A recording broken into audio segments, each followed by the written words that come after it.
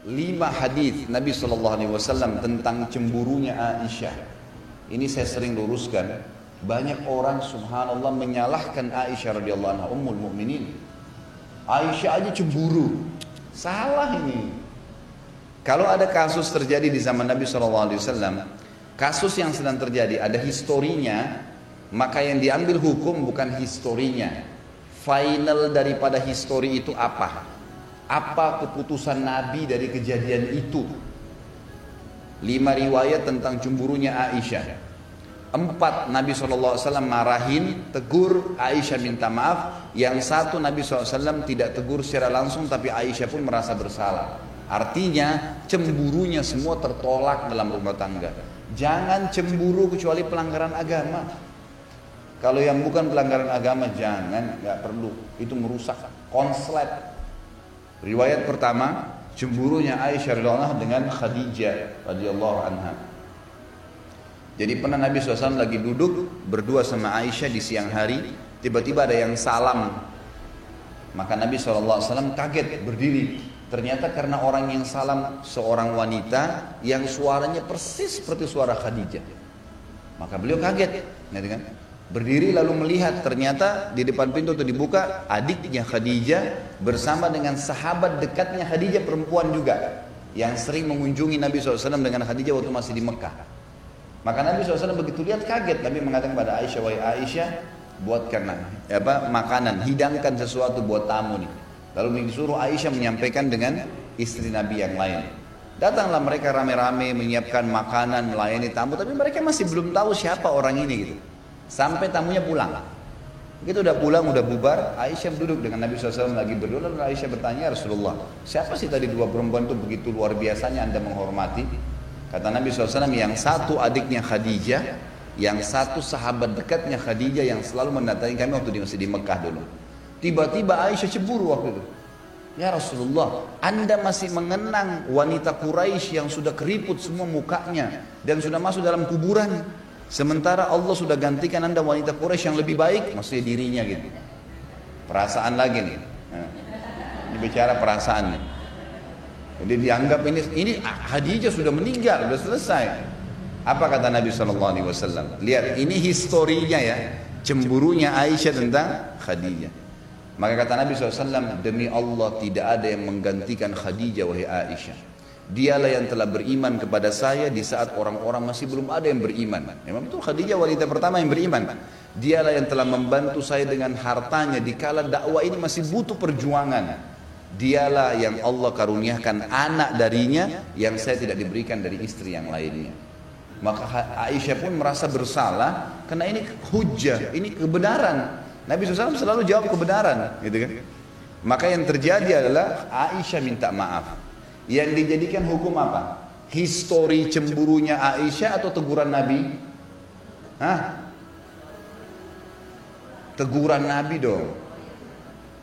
Sejarah tadi histori tentang Aisyah cemburu tuh nggak bisa dijadikan hukum. Karena Nabi SAW habis itu tegur dan Aisyah minta maaf. Berarti yang jadi hukum apa? Teguran Nabi SAW.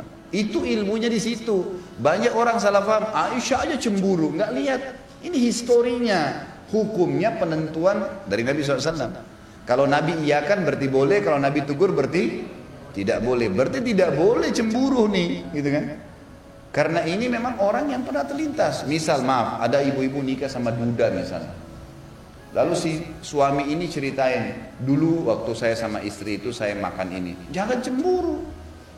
Lo nikah sama duda, dia punya histori hidupnya. Oh iya, sekarang mau saya buatin juga enggak? Dulu saya makannya sayur asam, mau saya buatin sayur asam juga, gitu aja. Wah, masa masih dikenang tuh orang, masa begini, masa begitu. Loh, nikah sama duda, orang sudah punya, gimana cara? Enggak boleh disalahin, enggak boleh disalahin karena dia memang cerita. Kadang-kadang kalaupun dia bukan duda, dia masih bujang. Dulu di rumah ibu saya makan sayur ini. Wah, langsung cemburu lagi sama mertuanya. Nah, tuh, makan aja di rumah ibu kamu. Pengalaman gue ya. Alhamdulillah ada contoh. Loh enggak, ini contoh yang benar. Biasanya begitu. Jangan. Apa yang dia sampaikan berarti dia sedang mau dekat dengan ibu, menyampaikan apa yang dia suka. Tangkap positifnya. Oh berarti dia suka sayur itu. Ya udah, saya buatin ya. Kita buatin yang lebih hebat supaya dia suka. Kalau kita mau hapus dari memori dia susah, nggak mungkin gitu kan. Ini riwayat yang pertama. Ya, nggak boleh cemburu. Histori bukan patokan hukum, teguran Nabi yang jadi hukum. Riwayat yang kedua, cemburunya Aisyah radhiyallahu anha dengan Sofiyah binti Huyai. Ini dulu turunan Yahudi. Kebetulan memang Aisyah sama Sofiyah memiliki kulit yang putih dan terkenal kecantikannya. Nabi SAW itu kalau dari rumah Sofiyah biasanya siang ke rumahnya Aisyah, gitu kan? Aisyah langsung cemburu. Baru Nabi masuk langsung Aisyah mengatakan, ya Rasulullah, Anda masih terus saja datang ke rumahnya anak Yahudi yang pendek dan kerdil itu. Begitu bahasanya. Jadi karena cemburunya terbawa itu.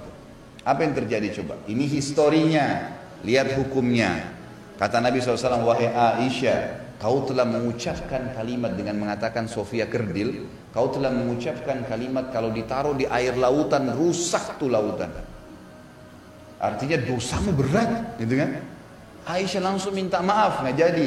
Yang mana jadi hukum? Cemburu atau teguran Nabi? Teguran Nabi SAW. Ini masalahnya banyak ustadz-ustadz pun mengatakan Aisyah aja cemburu. Loh subhanallah. Seakan-akan Aisyah disalahin. Aisyah di sini menjadi penyebab hukum kita faham. Sebagaimana kalau ada beberapa sahabat yang melakukan kasus, kemudian ditegur, turunlah hukum kita faham, gitu kan?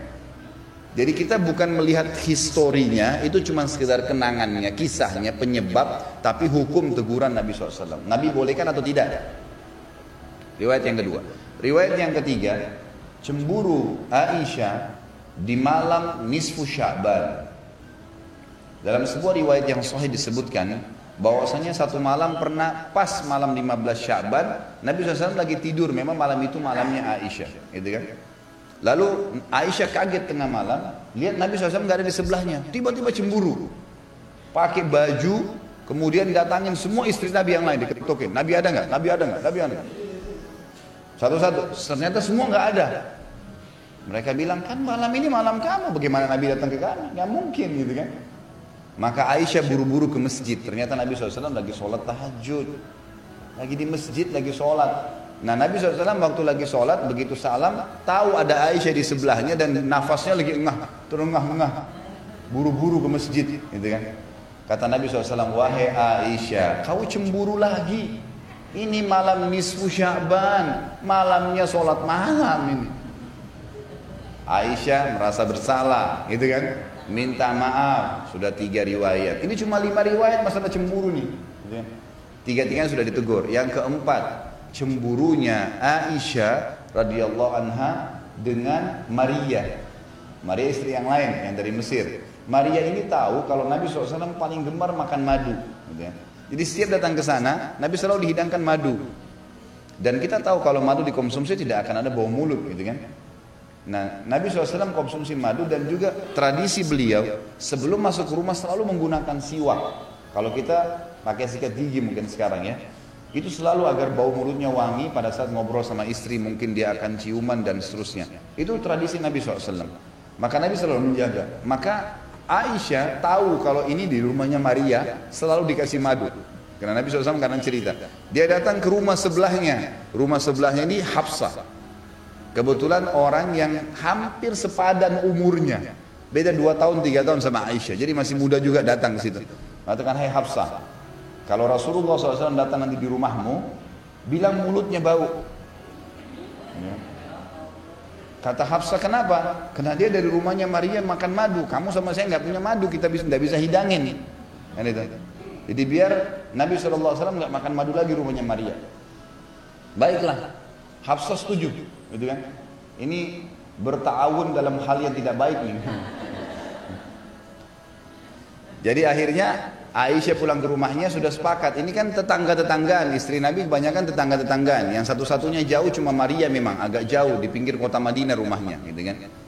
Maka Nabi SAW datang ke rumah Aisyah. Kemudian Aisyah mengatakan, baru masuknya Rasulullah mulut anda bau. Kok bisa? Saya sudah pakai siwak. Nggak mungkin orang sudah sikat gigi segar kemudian bau, dan saya cuma makan madu, pokoknya bau ya Rasulullah. Rasulullah sudah tahu ini ada masalah nih, ini pasti permainan lagi nih.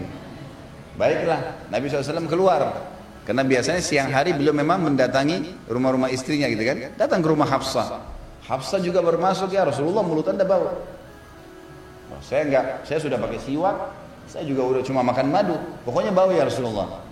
Rasulullah SAW sudah tahu nih, ini ada masalah berdua ini.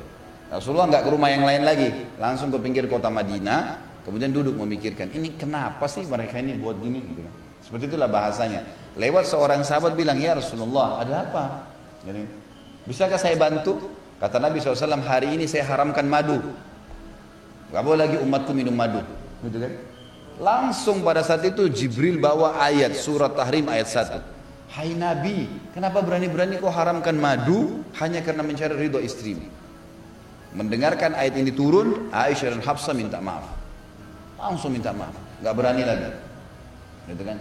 Yang terakhir ini 4 Ingat, 4 riwayat semuanya permintaan maaf dari Aisyah dan historinya karena cemburu yang salah. Hukumnya adalah teguran Nabi SAW, tidak membolehkannya. Gak ada lagi mulai hari ini cemburu dengan mertua, dengan ipar, perlu. Kecuali pelanggaran agama ya lain. Misalnya dia bergaul bebas, nah itu haram, gak boleh tegur. Ada sembarangan orang telepon yang memang betul-betul bisa berbahaya bagi rumah tangga, itu lain. Riwayat yang kelima adalah riwayat cemburunya Aisyah dengan Ummu Salamah radhiyallahu anha ajma'in. Ummu Salamah ini istri Nabi yang paling tua umurnya. Yang lain semuanya itu tidak tua, gitu kan? Karena semalam ada yang tanya saya di pengajian di Blok M Square itu, Ustadz, katanya kalau ada yang mau menikah lagi, mungkin ini dari ibu-ibu pertanyaannya gitu. Nabi kan menikahnya sama janda-janda tua semua. Jadi kalau suami mau nikah, silakan nikah sama janda-janda jelek tuh. Gitu pertanyaan kertasnya gitu. Ini saya bilang sudah jelas nih, ini dari ibu-ibu. Dan saya sudah tahu bagaimana menangani ibu-ibu ini, perasaan terus. Saya bilang gini, riwayat yang kisah yang mengatakan istri Nabi semua tua itu nggak benar. Satu-satunya istri Nabi yang tua hanya Ummu Salamah. Yang lainnya semua masih muda, cuman memang janda, gitu kan? Rata-rata dinikahi Nabi SAW umurnya di bawah 30 tahun semua itu. Khadijah lain, kita sudah meninggal. Khadijah kan waktu di Mekah sendirian. Nggak ada madunya Khadijah. Waktu menikah umur 40 tahun. Menikah dengan Nabi SAW di umur 40 tahun, Nabi SAW umur 25, beda 15 tahun waktu itu. Dan Nabi SAW dikaruniai 6 orang anak dari Khadijah, itu kan, setelah itu masih melahirkan.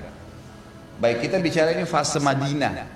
Istri-istri Nabi setelah poligami, gitu kan.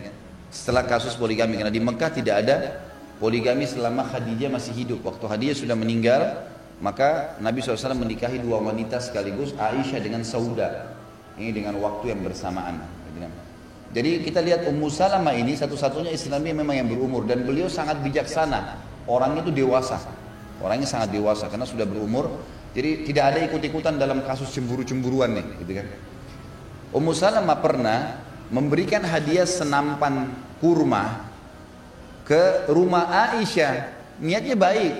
Karena waktu itu Nabi SAW lagi duduk di rumah Aisyah, niatnya supaya dimakan berdua sama Nabi SAW. Niatnya baik, gitu kan.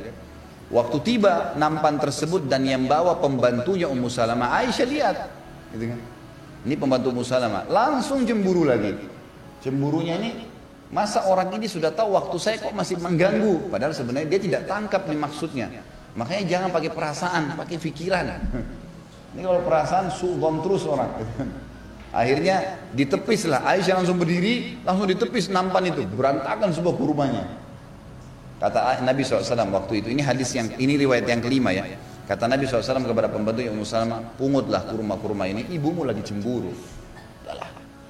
Itulah. Akhirnya Aisyah malu sendiri, Aisyah ikut mengumungut kurma itu. Dan akhirnya dimakan juga, gitu kan. Yang jadi hukum yang mana? Histori atau penentuan Nabi SAW. Jadi tidak ada cemburu kecuali pelanggaran agama terjadi. Ini akan lebih meringankan hatinya ibu-ibu. Luar biasa tenang hatinya kalau ini selamat.